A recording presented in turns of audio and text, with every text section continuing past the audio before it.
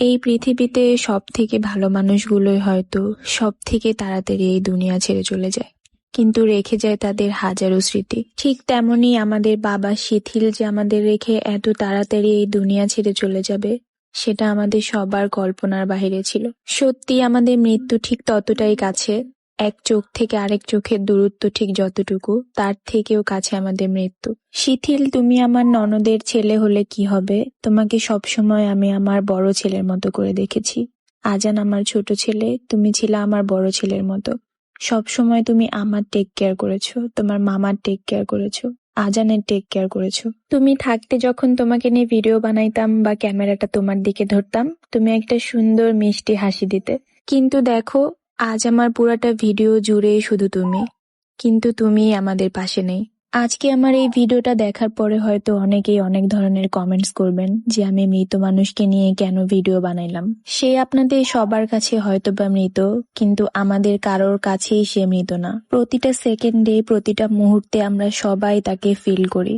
মনে হয় এই তো শিথিল আসবে, এই তো শিথিল এসে তার আম্মুকে ডাক দিবে, তার নানুমণিকে ডাক দিবে, আমাকে ডাক দিবে, আজানকে এসে কোলে নিবে। আমার সাথে তোমার পরিচয় প্রায় 6 থেকে 7 মাসের, কিন্তু এই কয়েকটা মাসে তুমি আমাদের যেভাবে টেক কেয়ার করেছো, হয়তোবা আমার মা আমার জন্য এরকম টেক কেয়ার করেনি। তুমি যেভাবে তোমার মামার টেক কেয়ার করেছো, আমি তোমার মামার একজন বউ হয়েও আমি সেভাবে টেক কেয়ার করতে পারিনি। তুমি যেভাবে আজানের টেক কেয়ার করেছো, আজানের আপন ভাই হইলেও হয়তো এভাবে টেক কেয়ার করতে পারতো না। তোমার আম্মু যখন আমার সামনে কান্না করে, তখন তোমার আম্মুকে কি বলে সান্ত্বনা দেব, সেই ভাষাটাও আমি খুঁজে পাই না। তোমার থেকে আমরা বিজনেস নিয়ে বলো বা যে কোনো ছোটখাটো বিষয় নিয়ে ফেসবুকে কোনো প্রবলেম হলে বা আমার পেজে কোনো প্রবলেম হলে সব সময় তোমার মামা আর আমি তোমার থেকে পরামর্শ নিতাম। তোমার মামা একটু রাগী মানুষ, ছোটখাটো কাজে বা ছোটখাটো ভুল করলে তোমাকে বকাঝকা করতো, রাগারাগি করতো। আমি তোমার মামাকে বলতাম যে ও ছোট মানুষ, কেন এত রাগারাগি করো। তোমার হাত দিয়ে ভিডিও করার এই 2টা ক্লিপসই হয়তো আমার ফোনে শেষ ক্লিপস। এরপরে হয়তো বা আর কোনোদিনও তুমি আমাকে কোনো ভিডিও করে দিবা না, আমার ব্লগের জন্য কোনো ক্লিপসও নিয়ে দিবা না। ক্লিপস 2টা আমি আপনাদের সবার সাথে শেয়ার করলাম। মামানি এইটা দাঁড়াও, মামানি না আমার কাছে সুন্দর। আপনি মেকআপ ছাড়া কিরকম সবাই দেখা উচিত? আমি মেকআপ ছাড়া সুন্দর। সবাই সাজিয়ে দিচ্ছে। মেকআপ নেই গো। এই যে দেখি দেখেন কত কালো। এই যে আর ওই যে আমাদের সবাই সদস্য। যতবার আমার ফোন থেকে এই ভিডিও ক্লিপস গুলো দেখেছি, ঠিক ততবার আমার বুকের মধ্যে কেঁপে উঠেছে। মনে হয়েছে তুমি সত্যি সত্যি আমাকে মামানি মামানি করে ডাকতেছো। আল্লাহ রাব্বুল আলামিন তোমার মাকে ধৈর্য ধারণ করার শক্তি দিক। তোমার ফেলে যাওয়া হাজারো স্মৃতি যেন বুকে ধারণ করে তোমার মা হাসি মুখে বেঁচে থাকতে পারে। এই দেখো, তোমার ব্যবহার করা দুমড়ে মুচড়ে যাওয়া একটা ভাঙা ফোন, তাও কখনো আমি বলতে শুনিনি তোমার মায়ের কাছে যে আম্মু আমাকে ফোন কিনে দাও বা এটা সেটা নতুন ফোন লাগবে আমার।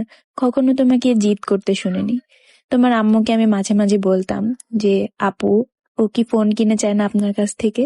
আপু বলতো যে না, কখনো কিনে চায় না। মনে মনে ভাবতাম যে এমনও ছেলে, এমনও বাচ্চা কি এখনো আছে এই দুনিয়ায়। কখনো কোনো জিনিস নিয়ে তোমাকে জিদ ধরতে দেখিনি। আজকে যখন তোমার ফোনটা হাতে নিলাম, তোমার ফোনের গ্যালারিটা চেক করলাম, গ্যালারিতে হাজারো পরে থাকা জুতা স্ক্রিনশট দিয়ে রেখেছো, গেঞ্জি, শার্ট, প্যান্ট, কিন্তু কখনো কিনে চাইতে দেখিনি।